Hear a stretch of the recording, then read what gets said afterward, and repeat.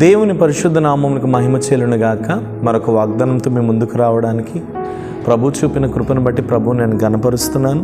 ఈ దినము దేవుడు మనకి ఇస్తున్న వాగ్దానం కీర్తనల గ్రంథం 16వ కీర్తన 8వ వాక్యాన్ని ప్రభు మనకు వాగ్దానం ఇస్తున్నారు. సదాకాలము యెహోవా యందు నా గురి నిలుపుచున్నాను, ఆయన నా కుడి పార్శ్వమందు ఉన్నాడు గనుక నేను కదల్చబడను. హల్లెలూయా. భక్తుడు అంటున్నాడు దావీదు, సదాకాలము నా గురి, నా దృష్టి నిన్న కానీ నేడు కానీ రేపు కానీ సదాకాలం నేను బ్రతికున్నంతకాలం నా గురి నా దేవుని వైపే నిలుపుచున్నాను. నా దేవుని వైపు నా గురిని నిలుపుచున్నాను. ఎందుకంటే ఆయన నా కుడి పార్శ్వమందు ఉన్నాడు. ఎవరండి మన జీవితాల్లో మన కుడి పక్కన ఉండేవారు? చాలామంది నీకు మాట ఇచ్చారు, నేను ఉంటాను. చాలామంది ప్రేమికులు మోసం చేయకముందు వారు స్టార్టింగ్లో ప్రేమించుకునేటప్పుడు నువ్వే నా లైఫ్ అంటారు, నువ్వే నా జీవితం అంటారు, నీ పక్కనే నేను ఉంటానంటారు, నీ కుడి పక్కన నేను తోడుగా ఉంటానంటారు. చాలామంది స్నేహితులకి తోటి ఫ్రెండ్స్ మాటిస్తారు, నీ కుడి పక్కన నేను ఉంటాను, నేను నీకు తోడుగా ఉంటానని. ఈవెన్ తల్లిదండ్రులకు కూడా పిల్లలు మాటిస్తూ ఉంటారు, అమ్మా నేను వదలను, నాన్న నేను వదలను అని. కానీ పరిస్థితులు మారే కొలది వాళ్ళు ఏం చేస్తూ ఉంటారు అంటే తప్పిపోతూ ఉంటారు, లైఫ్లో నుండి వెళ్ళిపోతూ ఉంటారు, జీవితంలో నుండి వాళ్ళు వెళ్ళిపోతూ ఉంటారు. అయితే ఇక్కడ మీరు అర్థం చేసుకోవాల్సినటువంటి విషయం ఏంటంటే, నీకు మాట ఇచ్చిన వారు నీ జీవితంలో నుండి వెళ్ళిపోయినా, నీకు మాట ఇచ్చిన వారు నీ లైఫ్లో నుండి వెళ్ళిపోయినా, నీకు మాట ఇచ్చిన వారు నీ జీవితంలో నుండి అటు ఇటుగా వెళ్ళిపోయినా సరే, ఒకరి మాత్రం నీ లైఫ్లో నుండి వెళ్ళరు. వారెవరంటే యేసయ్య, జీసస్. యేసయ్య ఎప్పుడు నీ లైఫ్లో నుండి వెళ్ళరు, ఎప్పుడు ఆయన నీ లైఫ్లో ఉంటారు, నీ కుడి పక్కనే ఉంటారు, నీతోనే ఉంటారు. నీకు ఆయన మాట ఇచ్చారు అనంటే నిజంగా ఆయన ఇజ్రాయేలును కాపాడువాడు, కునుకడు నిద్రపోడు అంటున్నారు. కాబట్టి ఆయన నీకు ఎప్పుడైనా మాట ఇచ్చారు అంటే నిన్నెన్నడూ ఆయన విడిచిపెట్టరు. ఆయన నిన్ను విడిచిపెట్టడు కాబట్టి, ఆయన నీ కుడి పార్శ్వమందు ఉన్నాడు కాబట్టి నువ్వు కదల్చబడవు.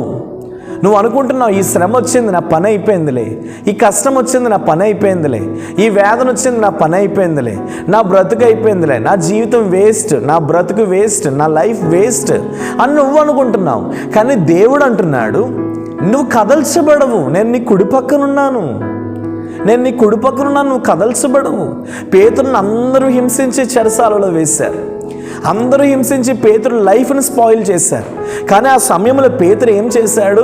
పేతురు నిమిత్తమై సంఘం ప్రార్థించింది, పేతురు నిమిత్తమై తనకు తాను కూడా, ప్రభువా ఈ చెరసాలలో సైతం నా కుడి పక్కన నువ్వు ఉన్నావు, ఈ చెరసాలలో సైతం నా కుడి పక్కన నువ్వు అండగా ఉన్నావు అని పేతురు తను తాను దేవునికి సమర్పించుకొని తన యాత్రను ముందుకు సాగించాడు. కాబట్టే కదల్చబడలేదు.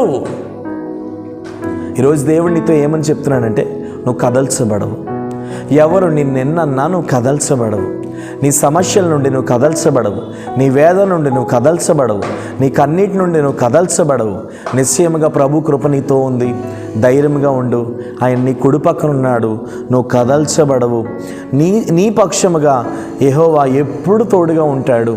కాబట్టి నువ్వు ఒక పని చేయాలి, నీ గురి ఆయన మీదే నిలపాలి. ప్రార్థన.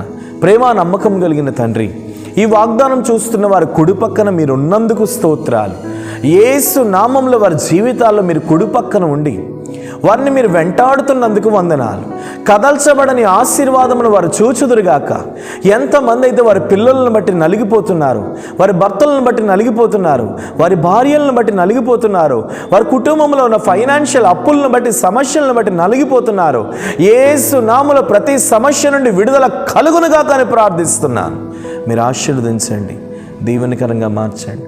మనుషులైనా వారి చేతిని విడుస్తారేమో కానీ నీవెన్నడూ వారి చేయిని విడువు ప్రభువా.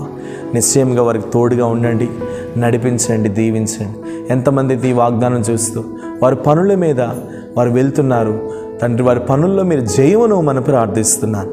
మీరు దీవించి అనేకులకు మీరు దీవెనకరంగా మార్చమని యేసు నామమున ఈ ప్రార్థన అడుగుచున్నాను తండ్రి.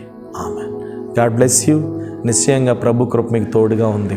దేవుడు మిమ్మల్ని దీవించును గాక. నువ్వు కదల్చబడవు, నీ ఆశీర్వాదం అంతకంతకు వర్ధిల్లబోతుంది. Praise lord.